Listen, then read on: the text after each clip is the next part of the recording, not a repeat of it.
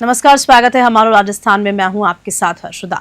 श्री विजयनगर में 13 जीबी के पास state highway 94 पर एक दर्दनाक सड़क हादसा हुआ, जिसमें 45 वर्षीय मंगतू राम की मौके पर मृत्यु हो गई। जानकारी के अनुसार मंगतू राम और संतोष देवी भागसर से सूरतगढ़ परीक्षा देने के लिए मोटरसाइकिल से जा रहे थे। चिकित्सकों ने मंगतू राम को मृत घोषित कर शव को मोर्चरी में रखवा दिया है, जबकि संतोष देवी का इलाज जारी है। पुलिस मामले की जाँच में जुट गई है और ट्रक चालक की तलाश जारी है। श्री विजयनगर से जय किशन की रिपोर्ट। श्रीगंगानगर से इस वक्त की बड़ी खबर सामने आ रही है, जहां गंग नहर में पूरे सिंचाई पानी की मांग को लेकर किसान आक्रोशित हो उठे। पानी की कमी से परेशान किसानों ने शुक्रवार को बड़ी संख्या में जिला कलेक्ट्रेट का घेराव किया। किसानों ने बैरिकेड्स हटाकर कलेक्ट्रेट परिसर में प्रवेश किया और वहीं धरने पर बैठ गए। प्रदर्शनकारी किसानों की मुख्य मांग है कि उन्हें गंग नहर से पूरा पानी उपलब्ध कराया जाए। किसान नेता अमर बिश्नोई ने बताया कि पिछले 6 महीनों से किसानों को उनके हिस्से का पानी नहीं मिल रहा है। किसानों ने चेतावनी दी है कि अगर जल्द ही उनकी मांगे नहीं मानी गई तो जिला कलेक्टर कार्यालय सहित सभी सरकारी दफ्तरों में तालाबंदी कर दी जाएगी। श्रीगंगानगर से कृष्णा सेरी की रिपोर्ट। पिछले 6 महीने से गंग नहर में शेर के अनुसार पूरा पानी नहीं मिला।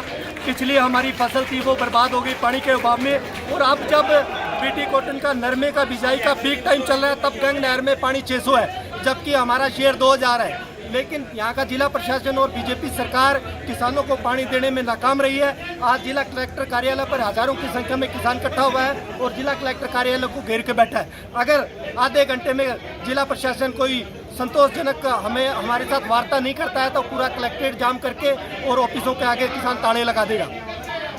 आज संयुक्त किसान मोर्चा के बैनर तले गंगानगर जिले के वो तमाम किसान संगठन जो हमेशा गंग किनार की पानी की लड़ाई को लेकर लड़ते रहे हैं, वो आज एकजुट होके आज हमने गंगानगर की कलेक्ट्री पे और इस जिले के इरिगेशन डिपार्टमेंट के ऊपर दोनों दफ्तरों के ऊपर किसान बैठे हैं। उन्होंने उनका पूर्णतः घेराव किया है और हमारी सीधी मांग है कि आज बिजाई का पीक टाइम है, नरमे की बिजाई का पीक टाइम है और इस टाइम के अंदर हमें 2200 की पानी की मांग है।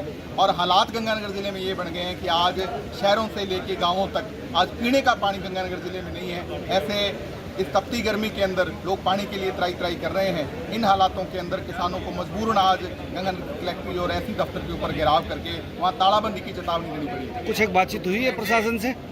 अभी हमारे प्रतिनिधियों की ओर से बातचीत का जो बुलावा था उस पर हमारे प्रतिनिधियों ने ये कहा कि हम बातचीत नहीं करना चाहते, हम सीधे तौर के ऊपर चाहते हैं कि आप पंजाब को चिट्ठी लिखिए और वहाँ से हरीके बैराज से आज ही 2200 क्यूसेक पानी का है जो रिलीज हो जाएगा, हम अपने घरों को लौट जाएंगे। हमारा मैसेज हमारे साथियों ने पहुँचा दिया। अन्यथा बैठे रहेंगे।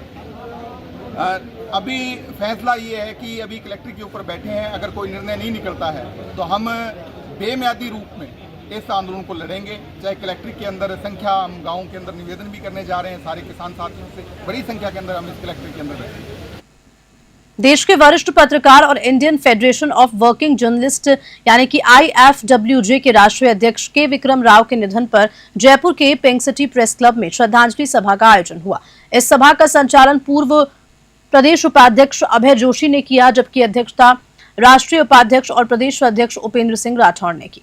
सभा में वरिष्ठ पत्रकार अशोक भटनागर, सत्य पारिक, आशा पटेल, देवेंद्र शास्त्री, बाबूलाल भारती, शंकर नागर, विष्णुदत्त शर्मा, उपेंद्र सिंह राठौड़, अभय जोशी, आशा शर्मा, SN गौतम, मनवीर सिंह चुंडावत, अमर सिंगल, अरुण झा, दिनेश अधिकारी, लोकेंद्र सिंह और रमाकांत गोस्वामी ने अपने उद्बोधन दिए और दिवंगत पत्रकार से जुड़ी स्मृतियों को साझा किया। इस दौरान बड़ी संख्या में पत्रकारों ने विक्रम राव को श्रद्धांजलि अर्पित की और उन्हें संगठन के प्रति समर्पण को याद किया। डॉक्टर राव पत्रकारिता के क्षेत्र में लंबे समय से सक्रिय थे। उन्होंने श्रमजीवी पत्रकारों की आवाज को राष्ट्रीय स्तर पर मजबूती से उठाया। उनका जीवन संघर्षशील पत्रकारिता, सिद्धांतनिष्ठ विचारों और निर्भीक लेखनी का पर्याय रहा।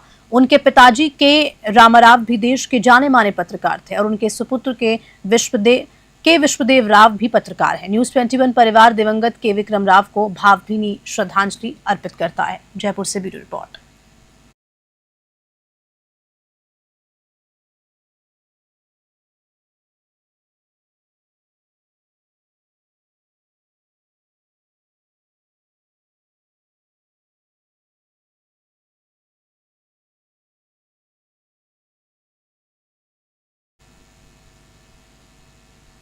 सवाई माधोपुर से खबर है, जहां रणथंभौर टाइगर रिजर्व के मध्य स्थित नेत्र गणेश मंदिर जाने वाले गणेश मंदिर मार्च को आज एक बार फिर से वन विभाग द्वारा श्रद्धालुओं के लिए खोल दिया गया।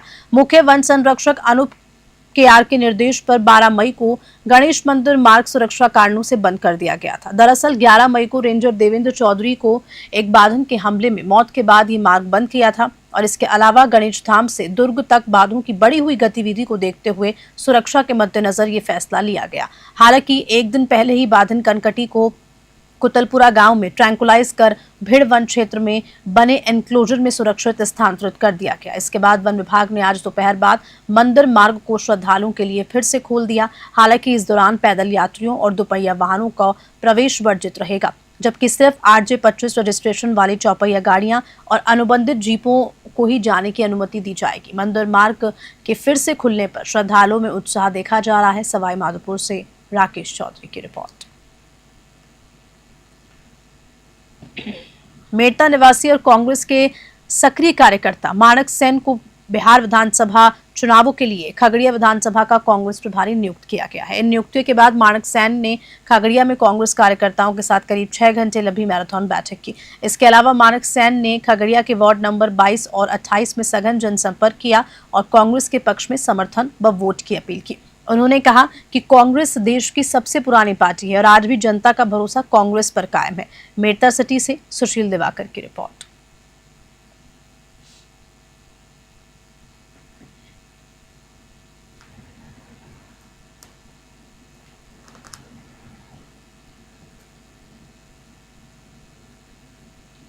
बूंदी जिले के नैनवा थाना क्षेत्र में एक दर्दनाक सड़क हादसे में शादी के बाद जोड़े की धोख लगाने चौथ जा रहे दूल्हा दुल्हन की गाड़ी को टक्कर लगने से 2 महिलाओं की मृत्यु हो गई, जबकि 5 लोग घायल हो गए। कीरों के झोपड़े के पास शादी के बाद चौथ के जा रहे एक जोड़े की गाड़ी को अचानक एक बोलेरो ने टक्कर मार दी। इस हादसे में 2 महिलाओं की मौके पर मौत हो गई, जबकि 5 अन्य लोग घायल हो गए। घायलों में दुल्हन और उसके पिता रमेश मीणा भी उपस्थित हैं। सभी घायलों को बूंदी के सामान्य चिकित्सालय में ले जाया गया, जहां से एक गंभीर घायल को कोटा के लिए रेफर किया। पुलिस ने मामला दर्ज कर जांच शुरू कर दी। बूंदी के नैनवा से कामिंदु जोशी की रिपोर्ट। अलवर से खबर है, जहां जिले के सूर्यनगर स्थित बालिका अल्पसंख्यक छात्रावास में छात्राओं को जबरन बाहर निकालने की धमकी दिए जाने का मामला सामने आया।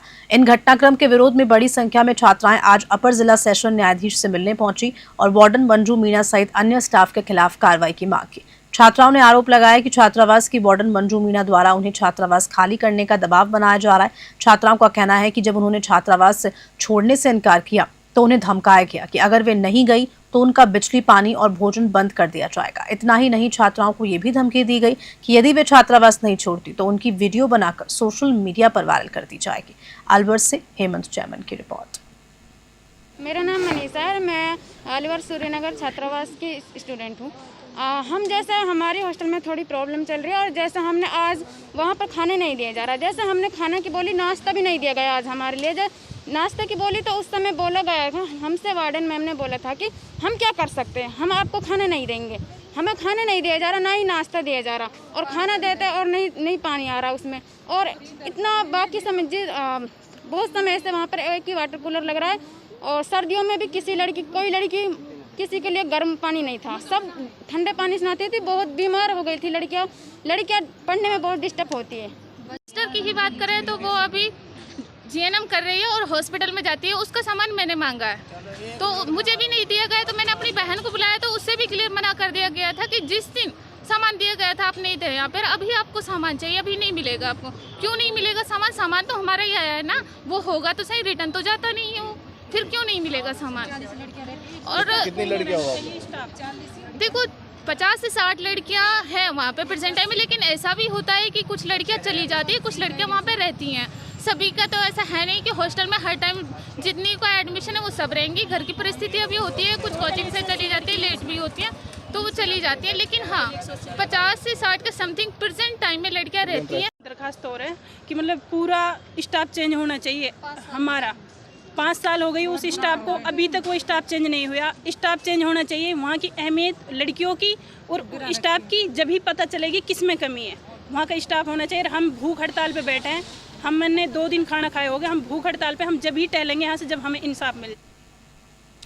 धौलपुर से खबर है, जब शुक्रवार को मौसम ने करवट ली। अचानक से मौसम का बदलता हुआ मिजाज देखा गया। सुबह से चिलचिलाती धूप और लू ने जनजीवन को बुरी तरह प्रभावित किया। बाजारों में सन्नाटा पसरा रहा और लोग गर्मी से बचने के लिए घरों में दुबके रहे।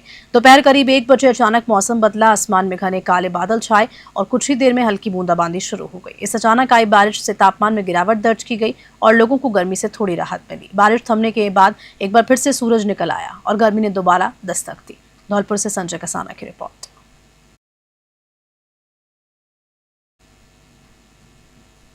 खबर के साथ बुलेटिन में इतना ही। नमस्कार।